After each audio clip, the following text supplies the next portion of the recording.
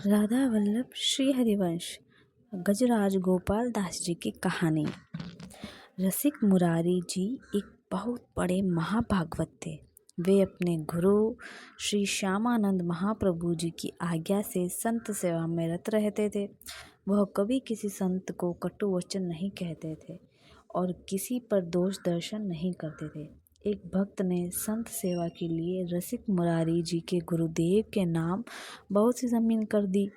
उस खेती से बहुत अन्न पैदा होता था, जिससे रोज साधु सेवा होती थी। वहाँ का नवाब बड़े दुष्ट स्वभाव का था। नवाब ने जब इतनी खेती एक संत के पास देखी, उसने श्यामानंद जी की सारी संपत्ति अपहरण कर लेने का आदेश दे दिया। खेती कब्जे में कर ली गई और आश्रम में जो कीमती सामान था वो सब कब्जे में कर संतों को अपमानित किया गया। श्यामानंद जी ने उस जमीन को छुड़वाने का विचार किया, क्योंकि उससे बहुत संतों का रोज का भंडारा होता था। उन्होंने अपने शिष्य रसिक मुरारी जी को पत्र लिख अपने पास बुलाया। उन्होंने रसिक मुरारी जी को उस दुष्ट नवाब के पास जाने और उसे भक्ति का उपदेश करने की आज्ञा दी और सब वापस लाने को कहा। रसिक मुरारी जी को नवाब को उपदेश देने की गुरु आज्ञा। रसिक मुरारी जी के कुछ शिष्य नवाब की सेवा में मुंशी, मुनीम आदि पदों पर थे। उनको बड़ा भय हुआ कि नवाब उनके गुरु का भारी अपमान करेगा और हो सकता है उनकी जान पर भी बात आ जाए। रसिक मुरारी जी ने कहा कि तुम भयभीत मत हो, तुम चिंता मत करो। नवाब ने रसिक मुरारी जी के लिए पालकी भेजी ताकि मुंशी जन यह समझे कि बड़े सम्मान से बुलाया है, पर सब घबरा रहे थे कि कुछ बड़ा षड्यंत्र है, अन्यथा इतना दुष्ट ऐसी श्रद्धा कैसे कर सकता है। रसिक मुरारी जी अपने गुरुदेव के चरणों का ध्यान करके पालकी में बैठ गए। पहले से ऐसी तैयारी की गई थी कि एक हाथी को मदिरा पिलाकर गुस्सा दिलवा दिया गया था। पालकी को उसी हाथी के सामने छोड़ दिया गया। रसिक मुरारी जी ने हाथी को बनाया अपना चेला। रसिक मुरारी जी नजदीक गए और हाथी पर प्यार से हाथ फेरते हुए कहने लगे, कृष्ण कृष्ण बोलो, कृष्ण कृष्ण बोलो। देखो, तुम भगवान के अंश हो। तमोगुण स्वभाव धारण करके तुम हाथी के शरीर में हो।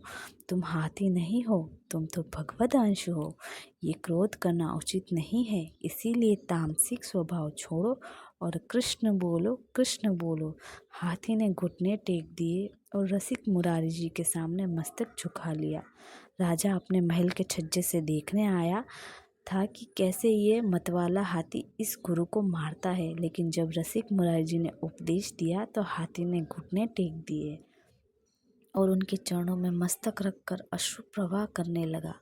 रसिक मुरारी जी ने अत्यंत प्रेम से उसे दुलार किया और उसके हृदय में भक्ति प्रदान की। उन्होंने तत्काल एक बड़ी तुलसी की माला उनके गले में बांधते हुए उनके कान में कृष्ण नाम सुनाया, मानो उन्होंने उसे अपना शिष्य बना लिया हो, और कहा, सुनो, तुम्हारा नाम आज से गोपाल दास है।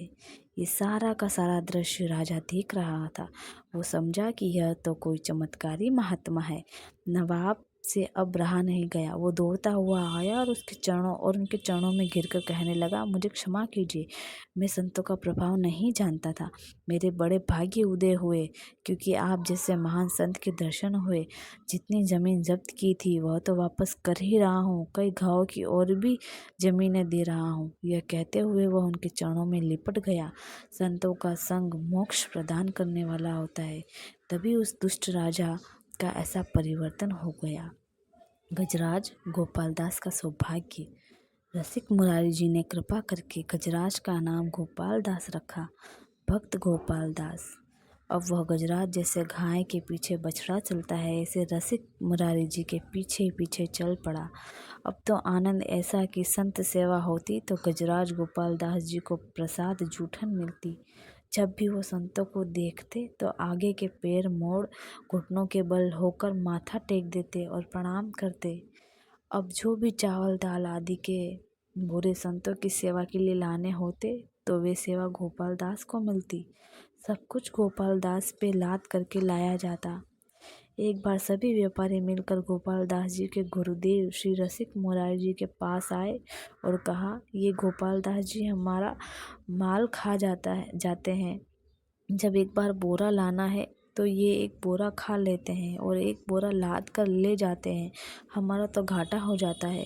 गोपाल दास जी का ये नियम भी था कि किसी स्थान में यदि विशेष महोत्सव, भोज भंडारा हो और संतों की पंक्ति हो, तो जब सब संत भोजन पाकर उठ जाते थे तब ये वहाँ जाते और संतों की जूठन चाटते।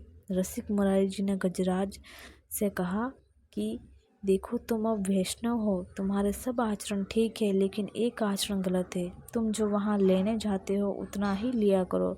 तुम दूसरे बोरे का अन्न क्यों खा जाते हो? एक तो वैष्णव को बिना भोग लगाए नहीं खाना चाहिए, इसीलिए तुमको आज से बिना भोग लगा हुआ भोजन या अन्न नहीं खाना, और जब तक प्रसाद न मिले तब तक तुम कुछ मत खाना। गोपाल दास जी के समझ में आ गया। श्री रसिक मुरारी जी ने कहा, बेटा, जबरदस्ती कुछ भी खाना पाप है। एक वैष्णव का ऐसा संस्कार नहीं होता है कि किसी के खेत में गए या किसी के दुकान से सामान खा लिया। गोपाल दास जी ने घुटने टेक कर ऐसी गलती मानी कि मानो वह कह रहे हो, क्षमा कीजिए गुरुदेव, आगे से कभी ऐसी गलती नहीं होगी। अब तो संत सेवा में और भगवान की जूठन में गोपाल दास जी की बड़ी रति हो गई। सब संत इनको खूब दुलार करते और इनको कहीं ना कहीं अपने साथ चलने को कहते। गजराज गोपाल दास उन्हें सूंड पर चढ़ा पीठ पे बैठा लेते और इधर उधर घुमा घुमा के संत सेवा का आनंद लेते। गोपाल दास जी को संत सेवा का बड़ा चाव था। जैसा संत आदेश करते वो वैसा ही करते। कोई संत यदि कहते कि आज यह सब्जी पाने का मन है, तो गोपाल दास जी तिलक लगा कंठी पहने बाजार जाते तो सब उन्हें जिधर सूंड से इशारा करते वो सब्जी पकड़ा देते। गोपाल दास जी उसे सूंड में रख के लाते, खाते नहीं। यदि कोई ज़रा सा आनाकानी करता तो हुंकार मार के ऐसा डराते कि वो हाथ जोड़कर खड़ा हो जाता और सामान ला के दे देता। कभी गोपाल दास जी से संत कहते, मेरे कपड़े फट गए हैं, तो गोपाल दास जी कपड़े की दुकान से वो भी ले आते। रसिक मुरारी जी पैसा पहुंचा देते और गोपाल दास जी माला लाते। सर्दी के समय में गोपाल दास जी ने अपने आप किसी कंबल की दुकान में जाकर बंडल का बंडल उठाकर पीठ में रख संतों के पास ले आते। जब रसिक मुरारी जी को पता चलता तो वो पैसा पहुंचा देते। संत भी खूब प्रसाद ले लेते और थोड़ा खाकर बचा हुआ सब गोपाल दास जी को खिलाते और उन्हें दुलार करते। गोपाल दास को पकड़ने के लिए बंगाल के सूबेदार ने रखा इनाम। गोपाल दास जी के साथ बहुत से संतों की टोली थी। जिधर जाते उधर लोग दौड़ दौड़ उठते यह चमत्कार देखने के लिए कि एक हाथी संत सेवा में रहता है। दर्शन के लिए भीड़ लग जाती। चारों दिशाओं में आश्चर्यजनक चर्चा चली कि एक गजराज वैष्णव है जो संत सेवा में रहते हैं। बंगाल के सूबेदार को जब पता चला कि ऐसा कोई चमत्कारी और आज्ञाकारी हाथी है तो उन्होंने पकड़वाने के लिए आदमी नियुक्त किए, पर जब भी कोई उनके नज़दीक जाता तो गोपाल दास जी उसे अपनी सूंड में फंसाकर दूर पटक देते और उसे दंड देते। वो किसी को जान से तो नहीं मारते, पर किसी काम का भी नहीं छोड़ते। जो भी सैनिक आए उन्होंने वापस आकर बताया कि महाराज, वह हाथी पकड़ में आने वाला नहीं है, वह भगवत शक्ति से संपन्न है। सूबेदार ने बहुत स्वर्ण मुद्राएं पुरस्कार में रखकर घोषणा कर दी कि उस हाथी को बंदी बनाकर हमारे पास लाया जाए। किसी के दिमाग में आया कि गजराज साधुओं को नहीं मारता, तो एक दुष्ट साधु भेष बनाकर गोपाल दास जी के सामने आया। गोपाल दास जी ने साधु वेशधारी के सामने घुटने टेक दिए। उसने तत्काल गोपाल दास को बंदी बनवा लिया और उन्हें हाथ साथ ले गया। जब उन्हें सूबेदार के पास ले जाया गया तो गोपाल दास जी को जल और भोजन आदि अर्पित किया गया, पर उन्होंने कुछ भी नहीं खाया, क्योंकि उनके गुरु जी ने उन्हें बस संतों की जूठन या भगवान का प्रसाद खाने का नियम था।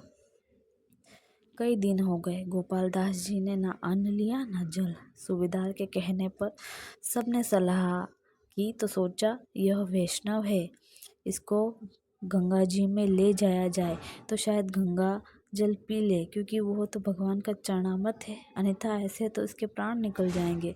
जो ही वो लोग उन्हें गंगा जी में ले गए तो गोपाल दास जी जलधारा में खड़े होकर उन्होंने अपने गुरुदेव का ध्यान किया और जोर से पुकारा कृष्ण, और अपने शरीर का त्याग कर दिया।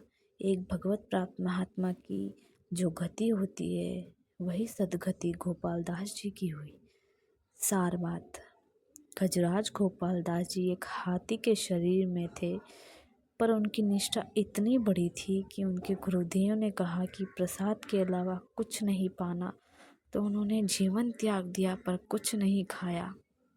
रसिक मुरारी जी के ऐसे बहुत से पावन चरित्र हैं जिनमें भक्ति के प्रभाव से उन्होंने बड़े बड़े दुष्टों की बुद्धि बदली। भगवान अपने भक्तों की महिमा प्रकाशित करने के लिए ऐसी लीलाएं करते रहते हैं। इसीलिए उपासक को चाहिए कि गुरु चरण आसक्त होकर गुरु प्रदत्त मंत्र, नाम और सेवा में चित्तवृत्ति लगाकर इसी जन्म में भगवत प्राप्ति कर ले। यही जीवन का परम लाभ है। जय श्री कृष्ण। राधे राधे। राधा वल्लभ श्री हरिवंश।